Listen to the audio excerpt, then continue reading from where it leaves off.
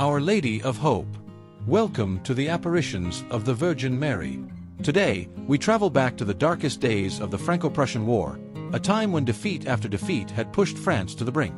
It is January 1871. Paris is under siege, and the advancing Prussian army threatens the remaining free territory. In the small, anxious hamlet of Pont-Maine, something is about to happen that will defy the logic of war and history. Pont-Maine, with just 500 residents, lies directly in the path of the conquering Prussian forces heading toward the city of Laval.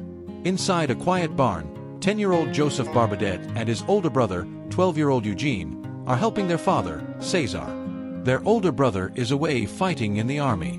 Around 5:30 on the evening of January 17th, Eugene steps out for a breath of cold air and gazes up at the clear, star-studded sky. Eugene said, "Papa." Joseph.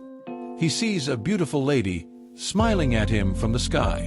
She is young, tall, and magnificent. Joseph said, "There she is. How beautiful she is."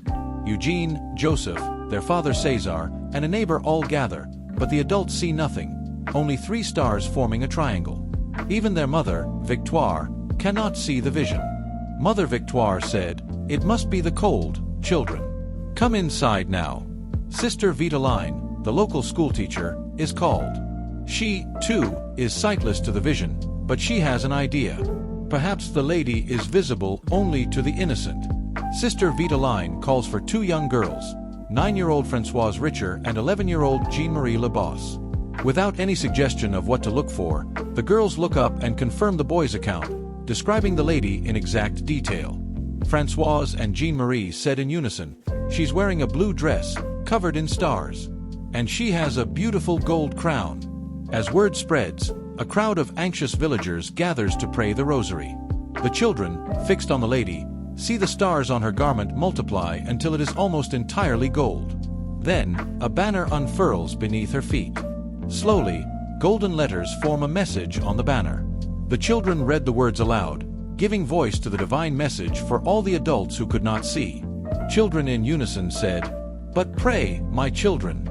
God will hear you in time." My son allows himself to be touched.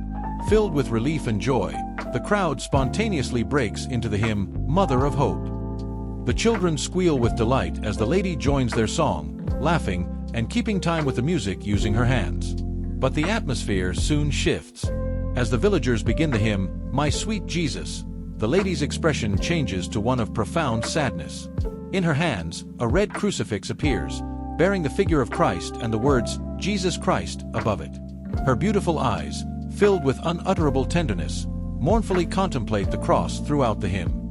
But hope returns.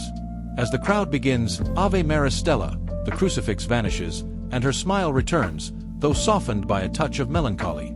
2 small white crosses then appear on her arms. The apparition, having lasted about 3 hours, comes to a close around 9 o'clock. The lady slowly disappears, concealed behind a rising cloud. What happened next was the true miracle. That very evening, the Prussian forces inexplicably abandoned their advance on Laval.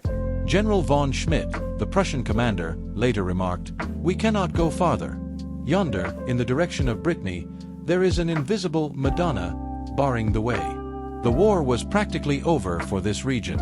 On January 23rd, the armistice was signed. All 38 conscripted men and boys from Pont-Maine returned home unscathed. The message of Our Lady of Hope had been fulfilled. The message of Our Lady of Hope of Pont-Maine remains a profound call to prayer during times of despair. A shrine now stands in that field, a basilica dedicated to the lady who stopped an army. The devotion to Our Lady of Hope of Pont-Maine spread globally. The confraternity of that name was extended worldwide.